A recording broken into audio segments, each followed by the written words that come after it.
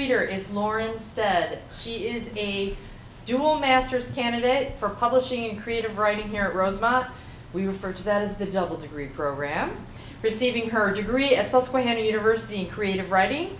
Her preferred genre to write in is science fiction. An editor for IT Manager Daily and Information Technology Advisor. She's at home in the constantly shifting world of technology and cyber-based threats. Please welcome Lauren Stead. During the summer, my grandparents didn't hide away to Florida, but lived on the beachfront of Gulls Way, with its 1,200 trailer lots and its 2 pool houses and its marina and game room and main store, with all of its candy, ice cream, and chips. The other 3 seasons of the year, they were in upstate Pennsylvania. I was sitting on the front porch of my grandmother's trailer reading about a galaxy far, far away. The temperature was a thankfully dry high 90s, the wind picking up as a storm threatened to roll in. I had decided to relax after my shower, reclining on the white wicker chairs and their cigarette-burned maroon seat cushions. I kept uncomfortably quiet while my grandmother, her voice rasping and punctuated by wet, sloppy coughs and heavy breathing gasps, berated her daughter and sister that were not there. They've got some nerve, you know that? Some real nerve treating their niece like that. Not wanting to endure this talk for much more, before it had really even gotten started, I put a bookmark in my book and said I would go for a bike ride. I had my heart set on the marina. Your grandfather's due in. See if you can't help him, my grandmother said, reaching for another cigarette. I am still convinced that Gulls Way is a trafficking joint for crabbers internationally. I was never allowed to go swimming in the bay channels, nor have I seen anyone swimming in the water stained by decades of motor oil. After seeing how many creatures, ugly, rock-colored fish, gray, slimy minnows, and crabs, so many crabs, that got pulled up from the muddied, near chocolate milk consistency depths, I never had much inclination to take a dip either. When I leaned over the edge of the rough, splinter-hewn pier, hand just resting centimeters away from the gull-shit-smattered, metal-tipped pillar, I always had fears of losing my footing and falling in. It's only about a foot deep here, I think, but I know the bottom is covered with the carcasses of hundreds of deep-sea fish who don't belong in the bay, and thousands more of chitin shells from Maryland blue crabs that are more brown than blue. Barefoot, the bottom of my feet would be sliced, and the soft, minnow-picked clean bodies would slide through my fingers as I pushed myself up toward air. That's if I fell in. So I leaned back to the middle of the pier, a safe distance from all the edges, and crawled back to the slaughter station where my grandfather was standing. The station was sunbaked, somewhat warped sheet of metal pinned into one of the pier's poles at about standing waist height, with 2 hoses that channel almost clear water up from below, and it's where the fishermen and crabbers clean their catches. On the pier at my grandfather's feet were 2 worn, timeless bushels, the skittering and sliding of crabs within a visual teeming mass of bodies. The chitin clacked while their legs struck against the wide backs, and looking down on them, I imagined being at the bottom of that bushel, all the weight of those bodies pressing down on me in this sweltering heat. Their claws cling to anything that can get between the pincers, and I noticed that more than several crabs have pulled off their legs during their captivity. I was told to keep back, to wear closed-toed shoes in case any slipped out. My grandfather would usher me over and show me the white puckered scars on his thumbs and the sides of his hands where the crabs had grabbed hold and hadn't let go, till their now blood-drenched claw had been ripped from their bodies. I listened to my grandfather and put on the leather gloves while staring at the crabs within the basket. Their eyes were black and never moved, always facing up toward the sky. Crabs, but I'll spill out of their mouths when they're out of water long enough. I was always told they did this because it allowed them to breathe longer, keeping them moist when out of water. I don't remember feeling very sad for them. Watching their brown backs, slick and smooth and looking like the bottom of the bay, and their claws tipped in this stark contrasting blue as they waved the legs of other crabs, and staring into those unmoving black eyes, I only thought of how they would taste with a blanket of Old Bay smothering them. Salty, with just a hint of spice, their meat soft and still warm from the steamers. The sound of their legs ripping apart was a soft sucking sound, soft like the sound of their suffocating spittle emerging in large froths from their mandible mouths.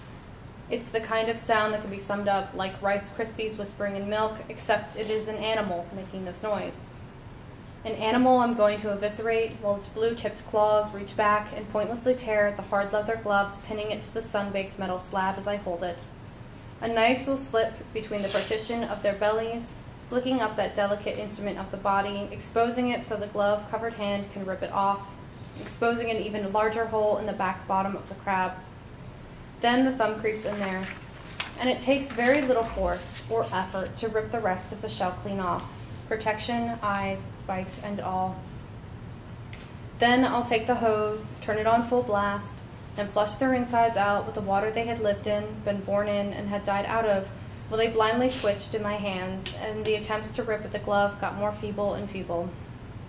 The meat beneath this shell is always a translucent pearl, with a silvery blue film of tissue that has yet to be smothered and steamed away. Proud, I toss them into the cleaned bushel, and I walk back without another word for saying anything in front of my grandfather, in case I wasn't supposed to let on how much I was enjoying this. So this one is superficial coverage. Mar nicked her thumb with the chopping knife.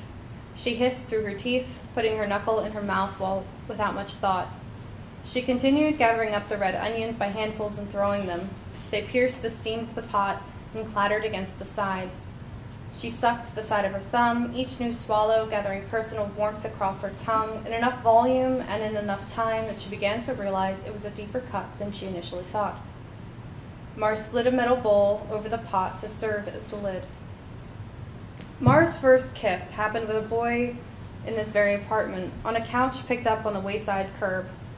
She pushed up on his chest, stared him down, and with a surge of determination leaned down and kissed. It was wet, sloppy, and she disliked it, so they stopped. At this point, the pot was hissing as the contents boiled over and out, seeking release.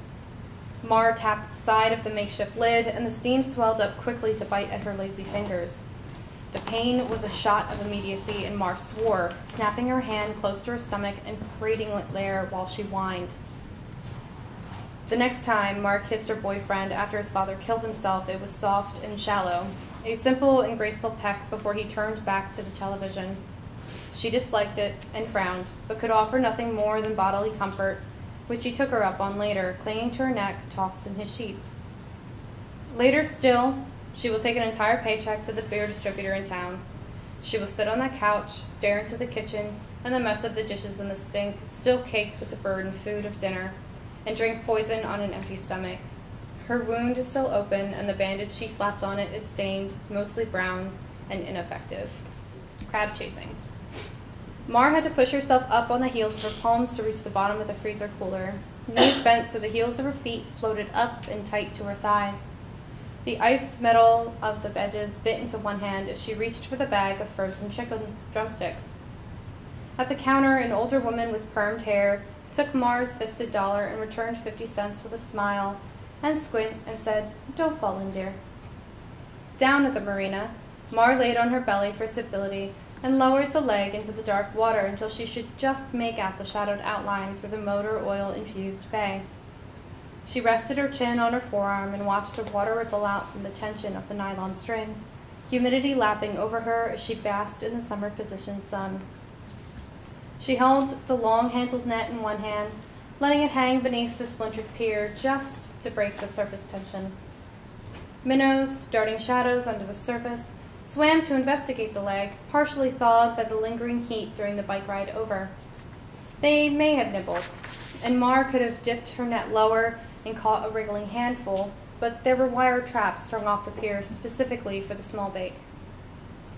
No, Mar wanted the palm and inch-wide crabs that would crawl up from the silted bottom of the bay and begin picking at the soft chicken flesh.